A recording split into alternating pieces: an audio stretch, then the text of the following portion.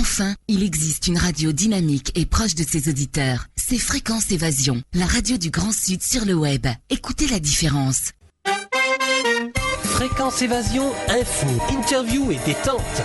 Vous écoutez Fréquence Évasion, dans quelques instants la clé du mystère. Nous serons en compagnie de François Pierre depuis le Québec et nous allons parler du nouvel ordre mondial. À tout de suite. Loisirs, culture, environnement, économie. Sur Fréquence Évasion, l'info dans le Sud est sans limite. Fréquence Évasion, la culture du Grand Sud. Radio Fréquence Évasion, le son de la Côte d'Azur. François Pierre, bonjour, merci d'être avec nous. Bonjour Alain, c'est un plaisir d'être avec vous. Bah nous aussi. Il fait beau au Québec? Et c'est froid, sibérien un peu, par bout. Mais on a les vêtements pour, alors il faut s'habiller. Et puis à part ça, il faut, on est adapté ici. Et évidemment, on a tous les équipements neige, mais on est chanceux par rapport à tout ce qui se passe dans le monde. Bah bien sûr. Alors, vous avez un site internet qui s'appelle Libre International. Quelle est la vocation? Presse Libre International. Presse Libre International, voilà. Quelle est la vocation principale de ce site? C'est autre chose? Comment on peut l'appeler? Disons qu'avant d'avoir Presse Libre International, j'étais le webmestre de conspiration.cc, que j'ai ouvert ce site en l'an 2000. Et Presse Libre International est la continuation, si vous voulez, de conspiration.cc. Le mot conspiration est tellement péjoratif aujourd'hui. Ah oui, oui. J'ai changé le nom, mais pas seulement pour des raisons aussi légales et tout. Alors, ma vocation et celle du site, c'était d'informer les gens sur tout ce qui se passe au niveau politique, santé, social, mais c'était surtout pour dénoncer, si vous voulez, ces espèces, parce qu'il y en a plusieurs, ces espèces de complots qui se font contre la population, qui se font contre les peuples et les nations. Il y a définitivement un complot. Il y en a plusieurs, évidemment, où il y a de l'argent, il y a des complots, il y a toujours de la corruption et tout ça. Donc, mais on parle d'un complot beaucoup plus vaste ici. On parle de l'instauration, si vous voulez, d'un nouvel ordre mondial. Alors, nous allons en parler justement. Nous allons donc parler aujourd'hui du nouvel ordre mondial. Pour commencer, expliquez-nous ce qu'est le nouvel ordre mondial pour les auditeurs qui ne sont pas du tout au courant. Disons dans une forme très simple, c'est que le nouvel ordre mondial, c'est une gouvernance mondiale, mais je dirais plutôt une dictature mondiale, totalitaire, fasciste, qui est en train de s'instaurer sur la planète. Disons qu'elle a été remise en place il y a environ 5 siècles, c'est-à-dire vers les années 1600, 1500. Vous savez, Jacques Cartier a découvert le Canada en 1534. Donc, suite à la découverte de l'Amérique, il est apparu, évidemment, un besoin de réinstaurer cette gouvernance mondiale-là. Parce que là, on commençait à quitter, si vous voulez, le continent européen. On avait exploré le continent africain un peu, et ça allait bien jusqu'en Asie. Mais là, on rajoutait l'Amérique, si vous voulez, à cette gouvernance mondiale-là. Donc, ce n'est pas la première fois qu'on rêve d'instaurer un nouvel ordre mondial. Si on recule à la Grèce antique, on se rend compte qu'il y avait évidemment la Grèce possédait énormément de territoire et se répandait évidemment à travers des guerres. La Grèce a perdu, et puis après il y a eu la grande civilisation de Rome qui toutes les deux se sont effacées. On pourrait dire que ça a même commencé à Sumer, mais là on commencera pas à faire l'histoire du nouvel ordre mondial. Le nouvel ordre mondial, c'est une, si vous voulez, c'est comme un conglomérat de toutes les nations et qui sont dirigées par, si vous voulez, un petit groupe élitiste, financier, guerrier aussi, et militaire. Le vrai mot, ce serait militaire. Donc c'est financier, militaire, et c'est aussi surtout dans les échanges de marchandises entre les pays. Donc la soif du nouvel ordre mondial, c'est le pouvoir, évidemment, c'est le pouvoir et le contrôle de la planète à différents niveaux.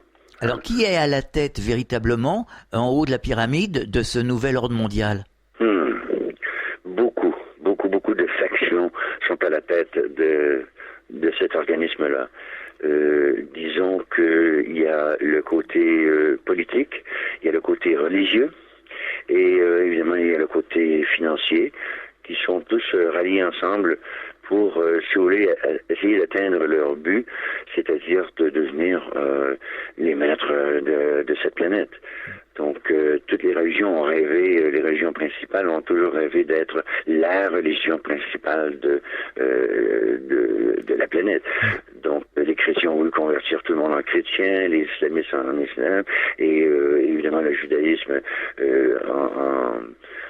sur les religions judéennes.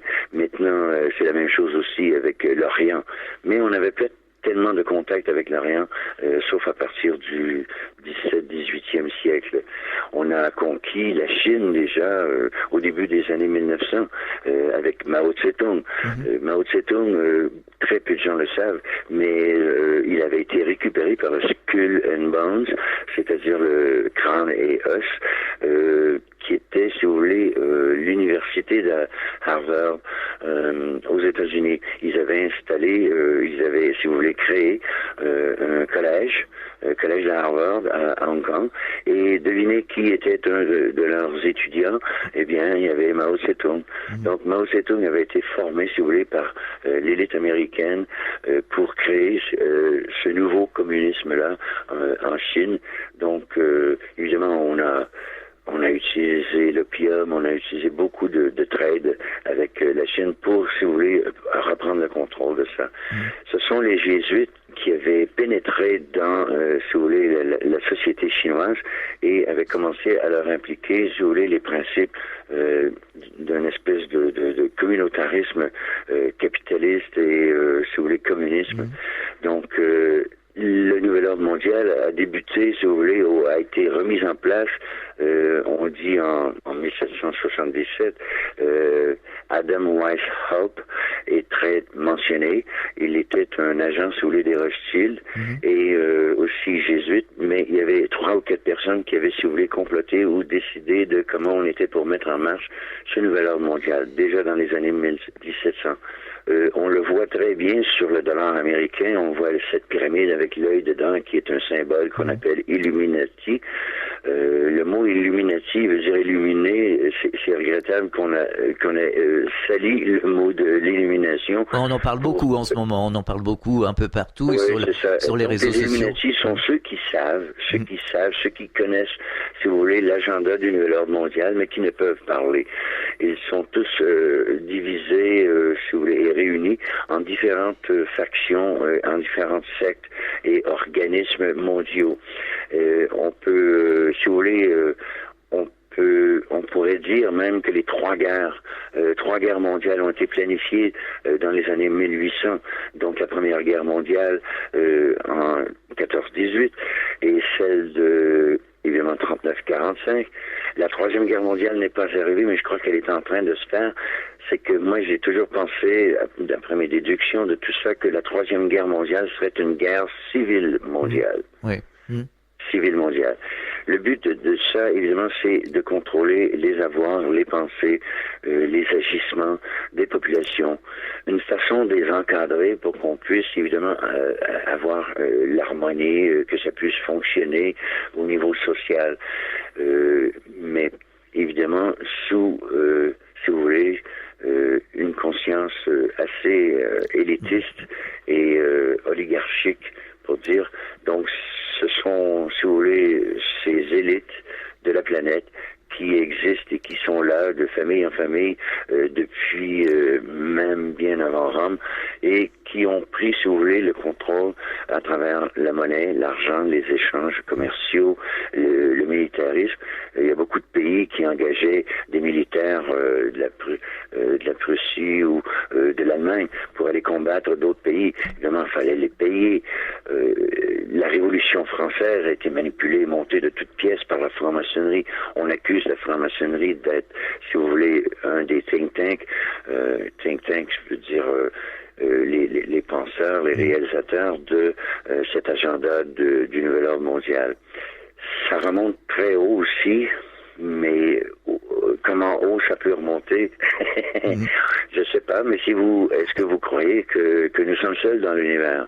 Je ne pense pas, et de plus en plus les gens prennent conscience que c'est impossible que nous soyons seuls. Donc si on a accepte intérieurement que c'est impossible, ni scientifiquement, ni autre, que nous soyons les seules entités vivantes ou les seuls humains dans cet univers qui est immensément vaste.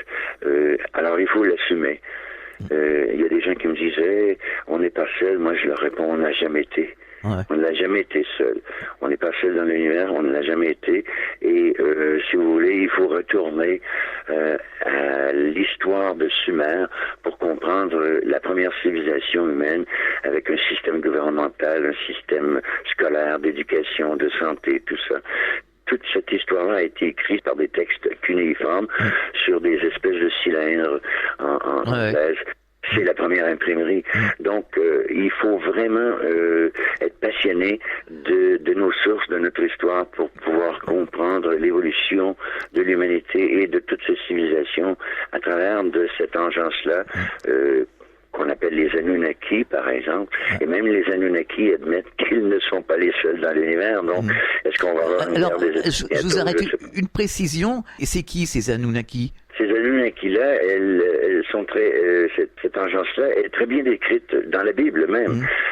On dit, peu après la Genèse, la création du monde, on dit que les Elohim, donc qui est pluriel, donc les fils des dieux, ou les dieux, virent que les filles ou les femmes des hommes étaient belles, et les prirent et les choisirent comme épouses. Donc ils les choisirent, c'est très important le mot, parce qu'on sélectionnait, si vous voulez, les humains. Pourquoi? Parce que cette engeance-là a voulu s'hybrider avec l'Homo sapiens, et pour créer une nouvelle race, Homo sapiens sapiens. Donc, il y a eu beaucoup de manipulations génétiques de par leur ADN avec la nôtre et les chromosomes aussi. Et donc, on a créé l'Adamou, ou si vous voulez, cette civilisation des Adams, des premiers humains, qui, évidemment, était...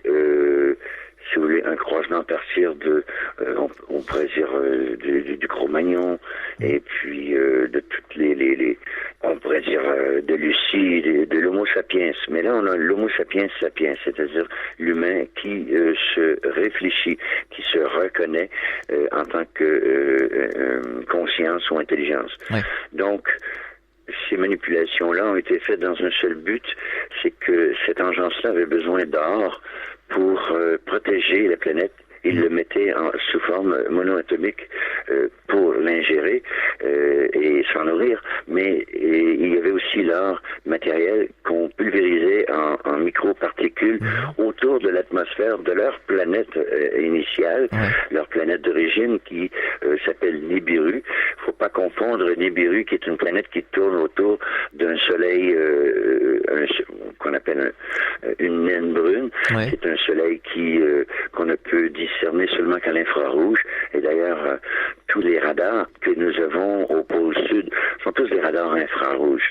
Il y a ce fameux radar monté au Mont Graham aux États-Unis qui s'appelle Lucifer. C'est un radar à 2 écrans pour faire, si vous voulez, en ayant 2 images, on peut voir évidemment le 3D et on suit cette planète-là depuis 1978. On l'a repérée dans l'espace. On l'a appelée au tout début la planète X. On n'avait pas de nom pour elle. Évidemment, Sétine est arrivé dans le décor. Et Zecharia Sitchin, c'est un auteur qui est décédé il y a quelques années et qui nous a laissé un héritage énorme de la traduction des Silènes. Ce qui nous a aidé, c'est qu'à Ninève... Attendez, parce qu'on va s'y perdre. Vous me parliez de Lucifer à l'instant, donc c'est le gros... c'est le nom du télescope. Du télescope que le Vatican... Il appartient au Vatican. Que le Vatican a fait installer, donc c'est pour observer cette planète? Cette planète et tous les autres corps célestes, évidemment, mais surtout cette planète qui ne peut être décelée que par des télescopes infrarouges. C'est ça qu'on a installé au pôle sud. On dit que la planète va être plus visible au pôle sud. Il y a eu un désastre, c'est-à-dire que Nibiru s'est approché, et évidemment, ça dépend toujours de la position de la Terre. Nibiru, cette planète-là, leur planète d'origine, entre dans le système solaire à tous les 3600 ans. Donc, à tous les 3600 ans, si vous regardez dans l'histoire, on monte d'une coche. Bon, on a eu l'âge de pierre, l'âge de fer, l'âge du bronze. On a eu l'agriculture aussi. Donc, on dirait qu'à chaque époque, on inculque à la civilisation humaine de nouvelles connaissances. On la fait monter d'un cran, comme si nous étions pratiquement des rats de laboratoire. Il y en a beaucoup qui disent on a l'impression d'être des rats de laboratoire. Et cette impression-là n'est pas totalement fausse. Oui, mais justement, comment se fait-il que des êtres viennent s'incarner justement dans des corps qui seraient justement un peu bridés comme ça, un peu... c'est incroyable ça. Oui, c'est incroyable. C'est très... c'est plus que métaphysique. C'est pratiquement difficile aussi à accepter au niveau de la fiction. Si vous voyez tout le conditionnement et la programmation psychique qu'on a fait depuis les années 50, c'est-à-dire depuis 1947, 2 ans après la Deuxième Guerre mondiale, avec ce fameux écrasement à Roswell. Hein, c'est assez fameux comme histoire. Et il y a eu un écrasement. Mais il y a aussi une autre histoire qu'on retrouve dans le livre jaune numéro 7, dans lequel on nous dévoile qu'en 1936, il y a un ovni, un vaisseau qui s'est écrasé en Allemagne dans la forêt noire. Et à partir de ça, les Allemands ont fait ce qu'on appelle de la rétro-ingénierie, c'est-à-dire qu'ils ont, au lieu de dire aux scientifiques découvrez créer un appareil qui fait telle chose, ben là vous avez un appareil, donc on l'a donné aux ingénieurs, on leur a demandé à quoi ça sert, à quoi ça peut servir. Le colonel Philippe Corso a écrit un livre qui s'appelle Le jour après Roswell. Il est en anglais, mais un résumé assez volumineux de 160 quelques pages a été mis en ligne sur Internet, qui est la traduction de ça. On a apporté à Corso des pièces de, si vous voulez, de cet engin-là qui s'est écrasé à Roswell, et on l'a mis sur son bureau. Et on lui a dit, tu dois trouver les firmes scientifiques qui peuvent trouver ce à quoi ça sert. Donc il y avait comme une espèce de lampe de poche qui était un rayon laser. On a trouvé de la fibre optique à l'intérieur des vaisseaux. Donc on savait pas trop ces cheveux presque en plastique. On a découvert aussi, si vous voulez, le plastique. Et si vous remarquez, la découverte du transistor s'est faite 2 ou 3 mois après cet écrasement-là. C'est en 1947 que le transistor est arrivé.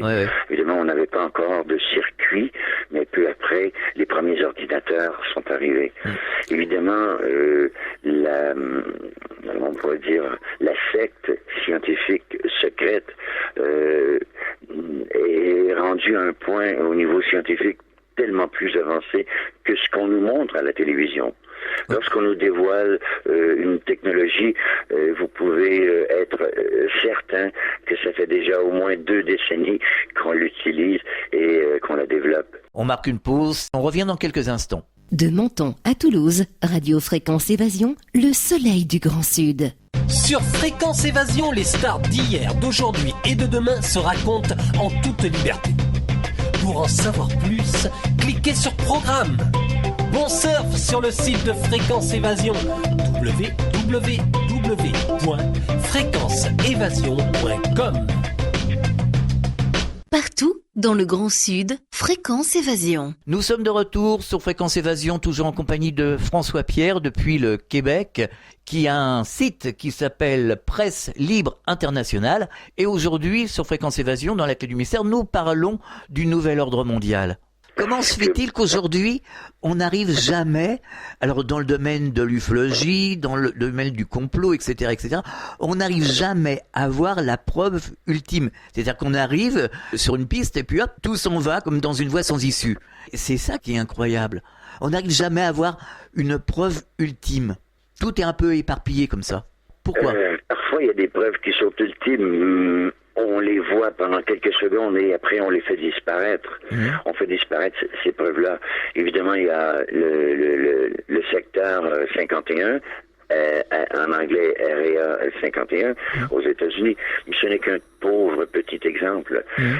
Si vous voyez les technologies que nous avons aujourd'hui comme HAARP, H-A-A-R-P, qui veut dire High Auroral Active Research, si vous voyez aussi les technologies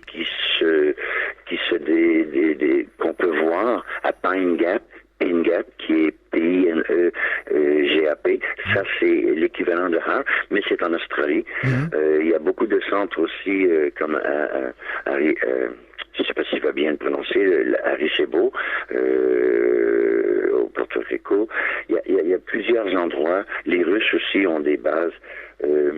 Maintenant, elles sont éparpillées un peu partout. Ce sont des radioscopes, des télescopes, ce sont toutes sortes de nouvelles technologies à ondes pour scrutiner le ciel, la terre et les humains. Donc, ces technologies-là, moi, je dis qu'elles découlent, si vous voulez, de la rétro-ingénierie, de ces objets-là qui se sont écrasés sur Terre. Maintenant, il y en a qui vont beaucoup plus loin que ça, qui disent que, il y en a qui disent, les extraterrestres s'en viennent quand ils ont toujours été ici. Il y a des bases souterraines qui existent depuis des milliers d'années, mais également, si vous voulez, il y a des accords qui se sont faits entre certains gouvernements et différentes agences. Oui, mais quel gouvernement? On allait dans le sujet des ovnis, des extraterrestres, tout ça, mais il faut quand même admettre que dans ce nouvel ordre mondial, c'est un peu comme si les Américains arrivent sur une planète. Il y a déjà, c'est la pagaille, les nations sont levées contre les nations, et on leur dit, écoutez, nous, on veut pas s'adresser à 50 personnes. Oui, ben justement. Un petit groupe. Donc, faites votre nettoyage, reprenez le contrôle des humains, et créez votre gouvernement mondial, et là, on aura affaire avec vous, avec ce gouvernement mondial-là, on peut pas avoir affaire avec Alain ou Nancy. Voilà. On n'est rien, nous, à leurs yeux. Mais par exemple, est-ce que François Hollande, Obama, enfin des gens comme ça sont vraiment au courant? Ils sont au courant, mais vraiment, on dirait qu'on les tient à l'écart en un sens, parce que même Bush, Clinton ont essayé de débunker, si vous voulez, ces informations-là, et on leur donne toujours la même réponse, c'est qu'on va vous dire sur un need to know, c'est-à-dire sur un besoin de savoir, et on leur répond, vous n'avez pas besoin de savoir ça. Donc, le président américain, au-dessus d'Obama, il y a 33 niveaux d'autorité au-dessus de lui.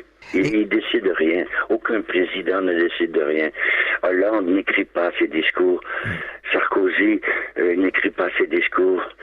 Cameroun n'écrit pas ses discours. Obama. Vous pensez qu'Obama passe toute sa soirée la veille pour écrire son texte qui va dire le lendemain à la télévision? Pas du tout. Ce sont des prompteurs, guys. C'est-à-dire c'est des liseux de prompteurs. Ils sont manipulés. On a un prompteur devant eux, 2 ou 3 prompteurs pour qu'ils puissent se tourner la tête de droite à gauche, et on leur écrit le texte qui a été composé par ces think tanks-là. Vous comprenez l'expression? Oui. Ils sont manipulés de A à Z, c'est ça? Ah oui, ce sont des gouvernements fantoches. Ils sont là pour nous donner l'impression de la démocratie, qu'on a vraiment voté pour ces gens-là, mais ils sont sélectionnés bien longtemps d'avance. Dans le nouvel ordre mondial, à l'intérieur du nouvel ordre mondial, il y a plusieurs organismes qui contrôlent cette planète. Je peux commencer avec le Bilderberg. Allez-y. Quand vous parliez du Bilderberg dans les années 90, on vous traitait de complotistes, de théoriciens du complot. C'était une théorie du complot. Parler du nouvel ordre mondial dans les années 90, même suite à la fameuse énonciation de George Bush qui a annoncé justement ce nouvel ordre mondial en 1992. Moi, c'est à partir de ces années-là que j'ai vraiment plongé, si vous voulez, dans la conspiration. Donc, plusieurs premiers ministres, plusieurs présidents, incluant Sarkozy. D'ailleurs, Sarkozy l'a très bien dit. De quelle façon qu'il a dit? Il a dit que, attendez un petit peu, je voulais avoir ses paroles exactes. Il a dit que personne, et je dis bien personne, ne pourra s'opposer ou résister au nouvel ordre mondial. Oui, on voit la vidéo sur le net partout, oui. Oui, on a tout le discours, mais c'est très clair. Ce que je trouve de bizarre, c'est que Brown l'a dit aussi, Cameron l'a dit aussi, le pape Jean-Paul VI l'a dit, le pape Benoît XV l'a dit, et le pape François l'a dit, qu'il va falloir adhérer à ce gouvernement mondial qui va nous amener la paix et l'abondance. c'est un peu sarcastique, mais je veux dire, c'est ça. On nous propose quelque chose d'idéaliste, quelque chose de formidable, mais on ne livre jamais la marchandise. Oui, mais alors François Pierre, il y a quelque chose que je comprends pas. Alors, on a mis le net, ça fait 10 ans qu'il existe, il y a les réseaux sociaux, tout le monde parle, tout le monde s'exprime. Pourquoi avoir laissé le net s'installer? Je crois que c'est comme un piège. C'est comme vous mettez plusieurs trappes à souris dans votre maison et vous oubliez que vous en aviez mis une à côté de, je sais pas moi, du lave-vaisselle et vous mettez le pied dessus. C'est une façon d'aller chercher le collectif humain dans sa pensée, de le manipuler en lui donnant l'illusion, parce que c'est très illusif. Facebook, Twitter, tout ça, vous dites, ah mon Dieu, les nouvelles passent très vite. Oui, mais quelles nouvelles? Par exemple, on peut facilement manipuler ces nouvelles-là. Évidemment, on a l'impression qu'on connaît. Il y a quelqu'un qui me dit, moi, j'ai 6500 amis sur mon Facebook. Est-ce que ce sont vraiment tes amis? Ah non. Est-ce que tu leur as serré la main? Est-ce que tu les connais? Tu les connais pas, tu dis que tu as des amis, mais tu es l'être le plus solitaire au monde. Tout à on fait. est tous là dans notre petite chambre, devant l'écran du PC, puis on se croit là en contact. Oui, soit on est en contact verbal et psychique, mais c'est un contact qui est très inhumain. Il n'y a pas de... C'est comme les jeunes qui se parlent entre eux, qui se tweetent entre eux, et qui sont tous debout, l'un à côté de l'autre. Ils s'écrivent des messages. Alors, est-ce que vous pensez que Internet et les réseaux sociaux, ça a été fait quelque part pour enfermer les gens, justement, un petit peu en son temps, comme on l'a fait avec la télévision? Effectivement, les gens ne sortiront plus de chez eux. De toute façon, l'air sera pratiquement irrespirable. Le climat va être vraiment désaxé et c'est beaucoup mieux de rester à la maison. Les conférences vont se donner par Internet. Les gens voudront plus ou ne pourront plus se déplacer pour aller à des conférences. Parce que si moindrement ce sont des conférences qui sont trop dissidentes ou dérangeantes, on ne permettra pas ces conférences-là. Donc, l'Internet, c'est une forme de liberté, oui. Le nouvel ordre mondial, c'est comme la démocratie. C'est une très bonne idée et ce serait bon que ça se réalise.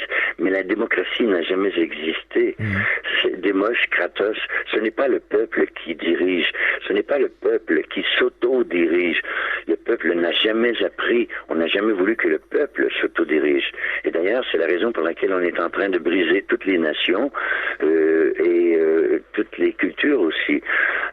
En ce sens que être français, canadien, ou je sais pas moi, congolais ou chinois, ça ne voudra plus rien dire.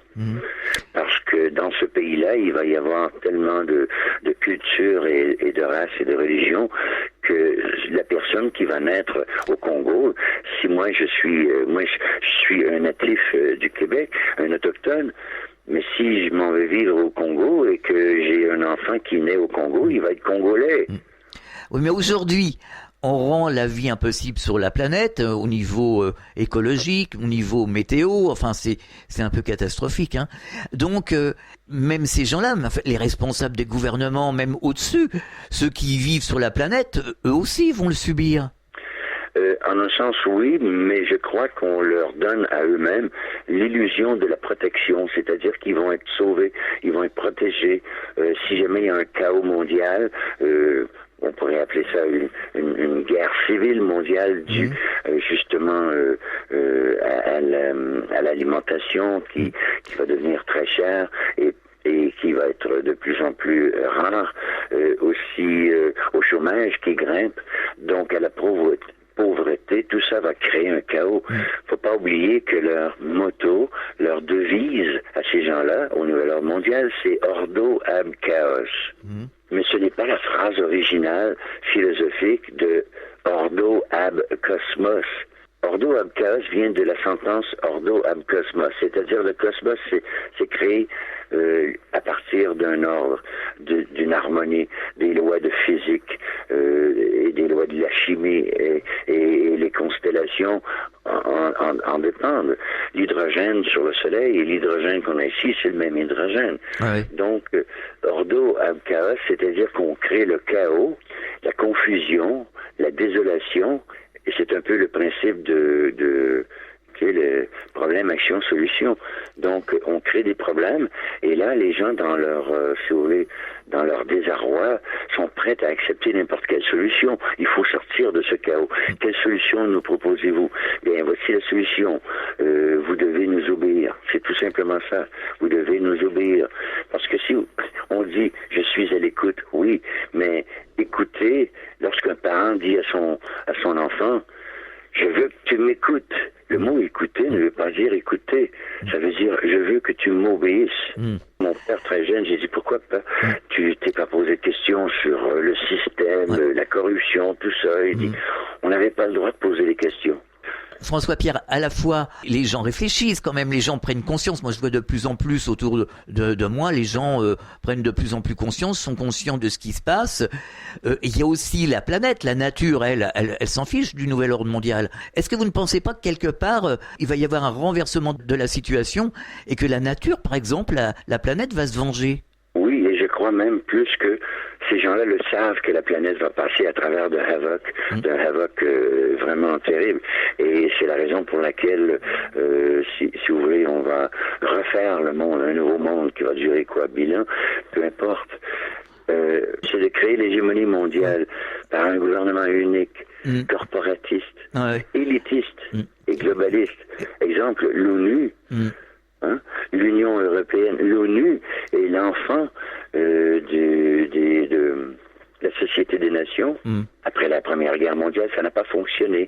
Donc on est revenu, si vous voulez, avec l'ONU. On a créé l'ONU immédiatement après la guerre. Et là, l'ONU n'a pas de pouvoir législatif comme tel, mais elle a un pouvoir influentiel énorme à travers, si vous voulez, du marché, à travers des lois mondiales. L'Union européenne, c'est la même chose. Le nouvel ordre mondial est en train de prendre place, mais à une vitesse grand V. Est-ce que vous ne croyez pas, François Pierre, 2 ou 3 siècles pour le mettre François Pierre, en place. François Pierre, est-ce que vous ne pensez pas, franchement, qu'ils sont en train de se casser les dents? Parce que, visiblement, ça n'a jamais vraiment fonctionné.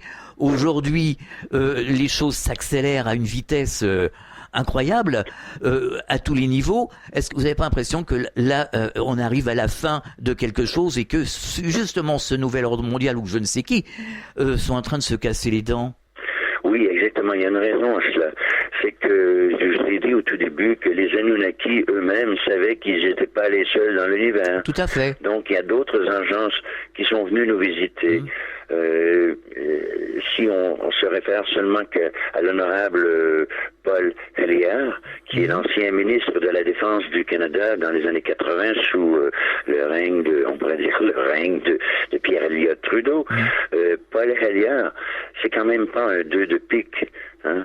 C'est quand même pas un idiot. Donc, cet ancien ministre donne des conférences d'1 heure sur la dangerosité, si vous voulez, de la guerre des étoiles aussi. Et puis, il dévoile aux gens ce qu'on lui a révélé. Et c'est extraordinaire, parce que ça vient pas d'un petit mec comme moi ou comme vous. On n'est rien, nous. Mais c'est cet homme-là qui risque sa réputation, sa pension et sa vie pour dévoiler des choses comme ça, c'est quand même pas ordinaire. Donc, il y a d'autres agences qui, suite au mal qui prévalait sur Terre, ont voulu, si vous voulez, rétablir cette harmonie-là, en redonnant aux humains, si vous voulez, le pouvoir de la conscience. Parce que c'est pas votre corps. Ils veulent pas votre corps. Le nouvel ordre mondial veut pas votre corps. Pourquoi? Parce qu'ils le possèdent déjà. Ils peuvent vous rendre malade à mourir.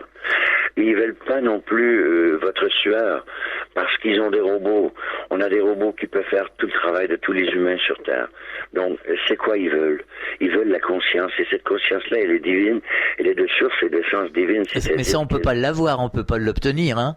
La conscience, on l'a en venant au monde, mais on met un voile dessus. Oui. On la coupe par toutes sortes de dogmes. On vous empêche de penser de par votre propre chef. On vous donne des dogmes tout faits d'avance et vous devez y croire. Et vous n'avez même pas le droit de questionner ces dogmes-là. Justement, François Pierre, justement, vous mettez le mot sur quelque chose. On me pose souvent la question, on me dit oui, on est manipulé. Si on refuse d'être manipulé, si on a conscience des choses, plus personne ne peut nous atteindre. Absolument. Donc, parce que c'est important de quitter ce monde avec toute sa conscience. Ah Pourquoi? oui, tout à fait. Parce que la mort n'est pas... N'existe pas. C'est pas final. C'est pas final, la mort, c'est un passage. Mais revenons, si vous voulez, à ce nouvel ordre mondial. Allez-y. D'accord? Qu'est-ce qui se passe en ce moment? On est en train de détruire les nations, mais de quelle façon? Eux, leur but, c'est de créer une seule religion, une seule force ou police militaire mondiale, une seule cour de justice mondiale, une seule pensée unique, soit à travers des enseignements qui sont dirigés, contrôlés. Et ce qui est en train de se faire, évidemment, c'est une monnaie mondiale. Regardez, les 25 pays de l'Union européenne n'ont plus de monnaie. Ils n'ont plus de banque centrale. Ils n'ont plus aucun pouvoir sur la création de la monnaie. Ils n'ont plus aucun pouvoir sur, si vous voulez, la création au niveau financier, de dire on va changer la finance, on va changer l'économie, on va changer, si vous voulez, l'industrie. Donc, ils vont détruire toutes les États-nations parce que, comme je vous ai dit tantôt, un Canadien, c'est quelqu'un qui vient au monde au Canada. C'est tout. Un Américain, c'est quelqu'un qui vient au monde aux États-Unis. Et donc, à travers cette religion mondiale, qui est quand même assez bien, je crois qu'ils vont utiliser, si vous voulez, la laïcité pour créer une nouvelle religion mondiale. Mais la spiritualité est au-delà de la religion. Tout à fait.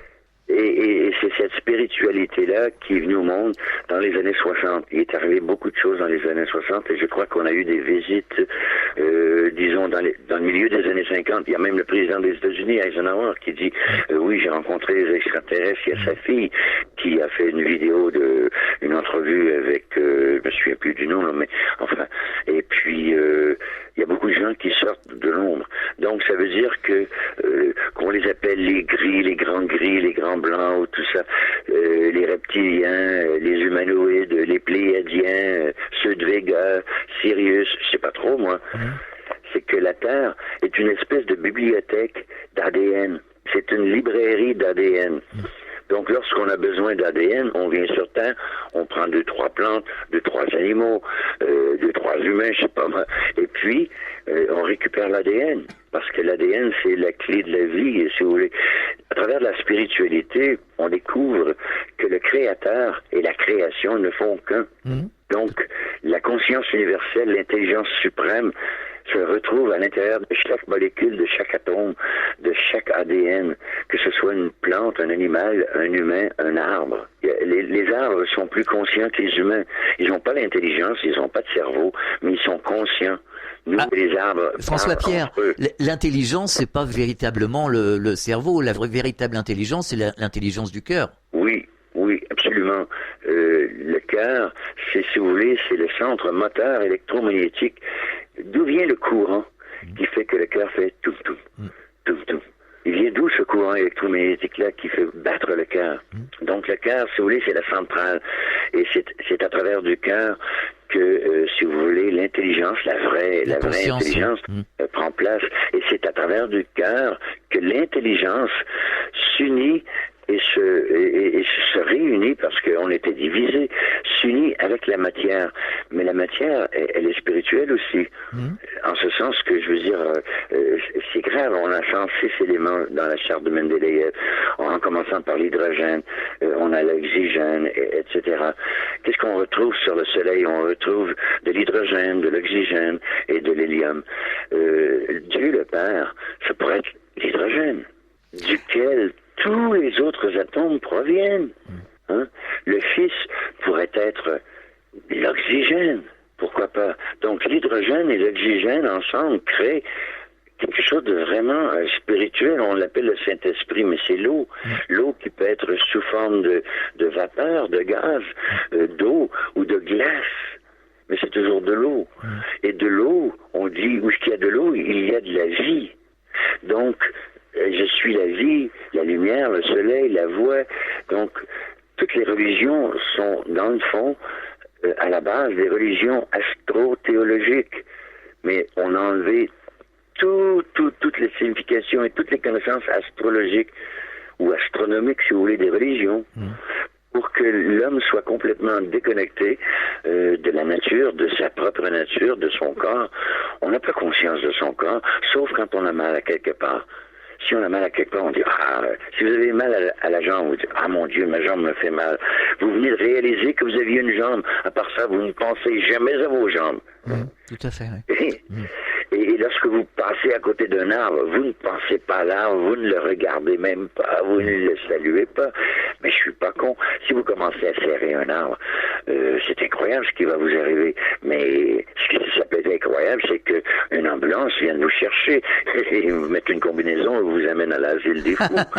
Quoique maintenant, ça étonne plus personne. Hein. Les choses ont évolué, on parle aux plantes, on parle aux arbres, ça étonne pas grand monde. Enfin, il y a des gens qui disent bon, mais finalement, il y a beaucoup de gens qui le font ça, qui parlent aux arbres, qui parlent aux animaux, aux plantes, partout. Il y a un Mexicain dont la vidéo circule, c'est l'homme qui parlait aux plantes. Les gens qui parlent aux plantes, ils le voient.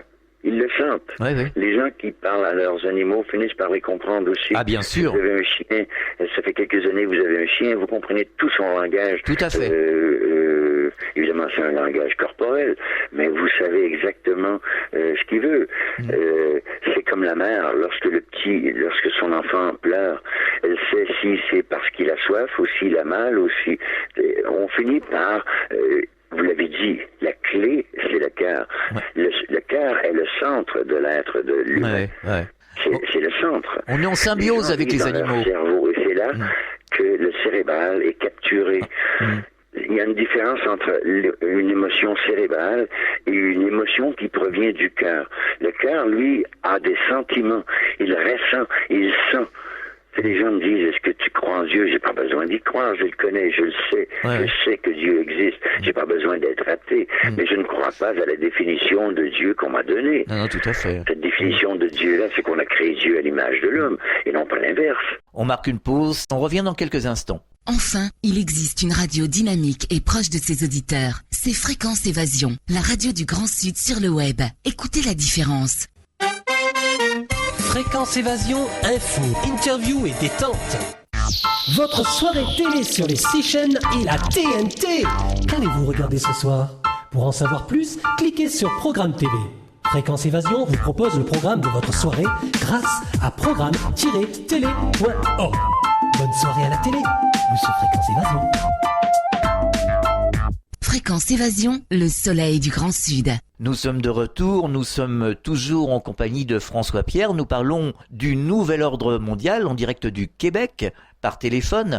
Et François Pierre, j'aurais aimé qu'on revienne un petit peu en arrière, qu'on parle justement de ces soi-disant protecteurs. Donc on va faire allusion à la Confédération Galactique, c'est bien ça? On peut appeler ça une Confédération Galactique, mais pour l'être humain moyen qui nous écoute en ce moment, c'est très gros, c'est très vaste. Oui, je sais. On pourrait ramener ça, si vous voulez, à différentes dimensions. Et c'est important de s'instruire là-dessus. Refaites votre question pour que je puisse y répondre, parce que j'étais parti. Là. Oui. Je vous disais, François Pierre, j'aurais aimé qu'on revienne un peu en arrière. On parlait des protecteurs il y a quelques instants, des extraterrestres qui seraient ici là pour essayer de nous aider à nous sortir de nos problèmes. Donc on peut faire allusion à la Confédération Galactique. On en parle beaucoup sur les réseaux sociaux, un peu partout. Maintenant, c'est rentré un petit peu dans la tête des gens. C'est bien ça? C'est un peu ça. Il y a des... oui, c'est sûr qu'il y a une fédération galactique qui essaie aussi de vivre en harmonie avec différentes agences.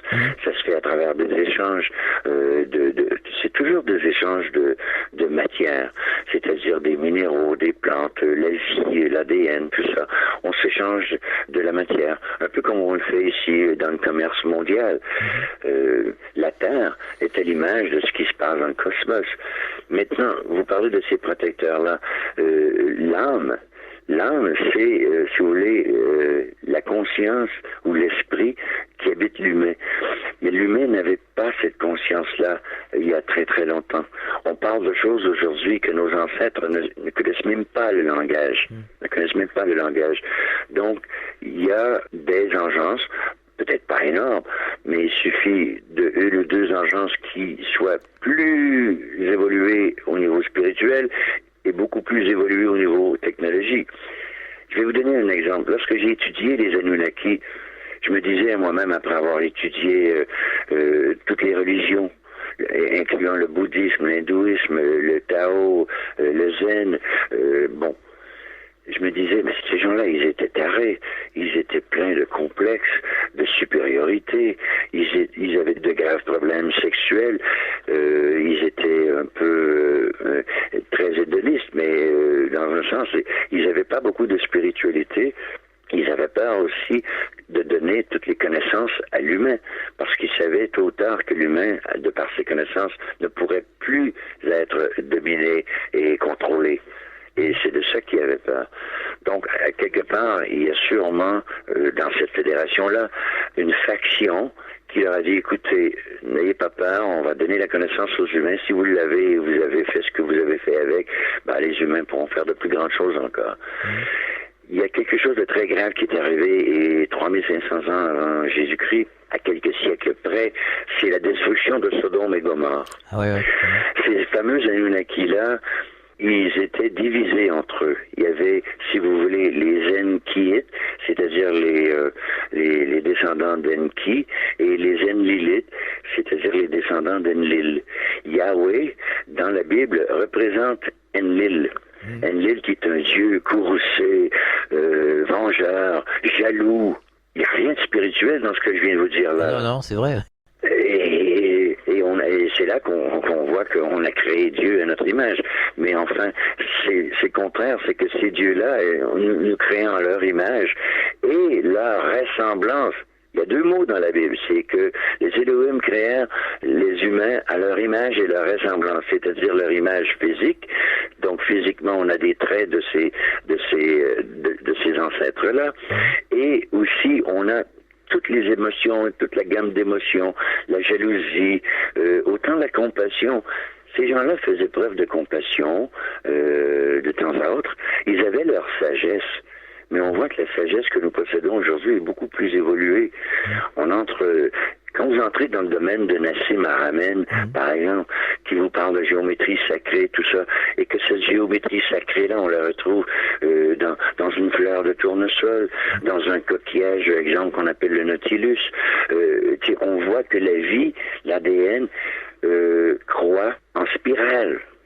Le Soleil se déplace à 40 000 km/s autour du centre de la galaxie qu'on appelle la Voie lactée. Donc, la Terre suit le Soleil, elle est attirée par le Soleil, elle gravite autour du Soleil, mais elle ne tourne pas, elle spirale autour du Soleil, mais toujours en faisant un cercle parfait, soit. Mais la Terre spirale, le Soleil spirale aussi. Tout cet anneau-là que vous voyez autour du centre galactique, spirale, est en mouvement, il n'y a rien de statique dans l'univers. Donc, il faut réaliser que tout ce qui est divin ici, on le voit à travers la matière, parce que Dieu est dans la matière. Tout à Les fait. atomes, c'est puissant, un atome d'hydrogène. Moi, je peux remplir 1 litre d'hydrogène en faisant du HHO, et puis je peux vous faire sauter la tête. C'est très puissant, l'hydrogène, c'est énorme. L'eau, c'est très fort. Une goutte d'eau à l'intérieur d'un morceau d'une pierre qui va geler en hiver peut faire craquer une pierre. L'eau, c'est puissant, on ne la compresse pas. Passé un certain point, l'eau ne se compresse plus. C'est incroyable, la puissance de l'univers. On découvre Dieu à travers la science, les connaissances. Évidemment, si on découvre ces connaissances-là sans conscience, c'est ça qui est dangereux.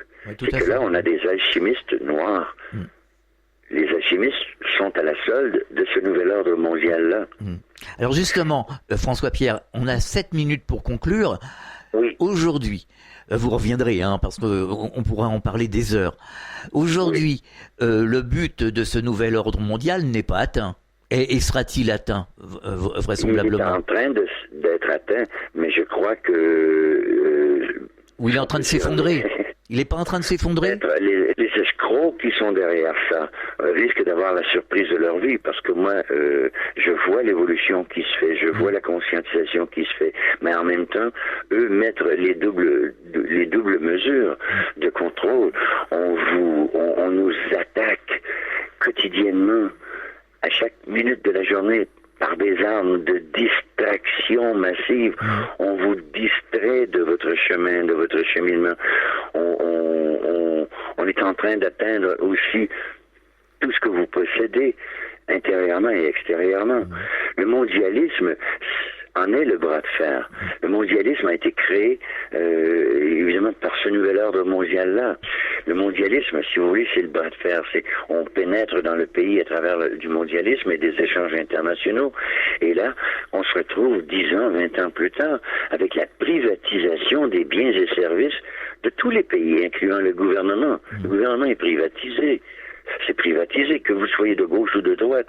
Vous avez des banquiers, des financiers, des industriels qui sont derrière vous, des lobbies qui vous dirigent. Donc, Hollande n'a aucun pouvoir, Obama n'a aucun pouvoir.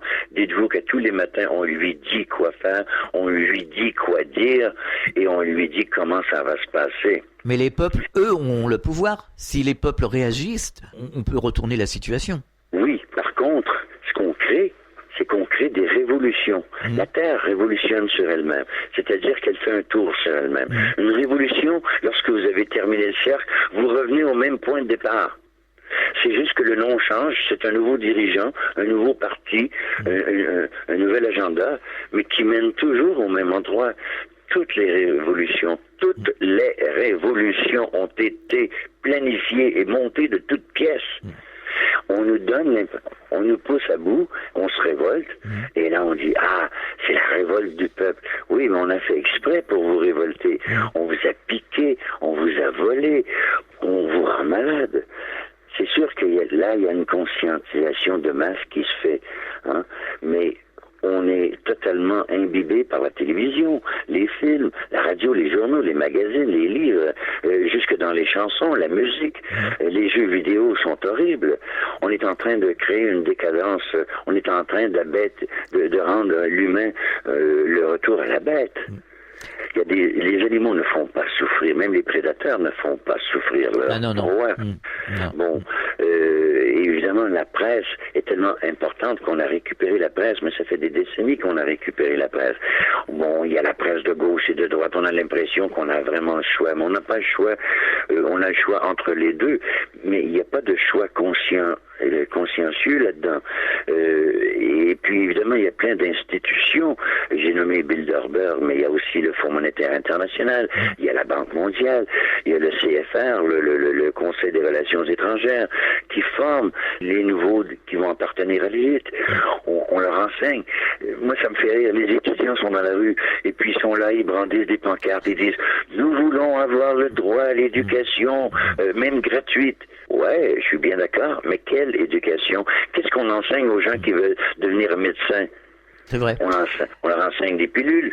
Une fois qu'ils ont un cours d'anatomie, après ça, on leur enseigne comment diagnostiquer. Et une fois qu'on a appris à diagnostiquer, on a la pilule, on a le traitement, on a l'appareil. On est en train de tuer. Dans le fond, nous, au début, on avait la carte assurance maladie. Et puis, la connotation de l'assurance maladie, ça voulait dire qu'on va vous assurer que vous allez être malade. Et là, on a l'assurance santé. On a changé le mot maladie. Ça fait partie de la neuve langue.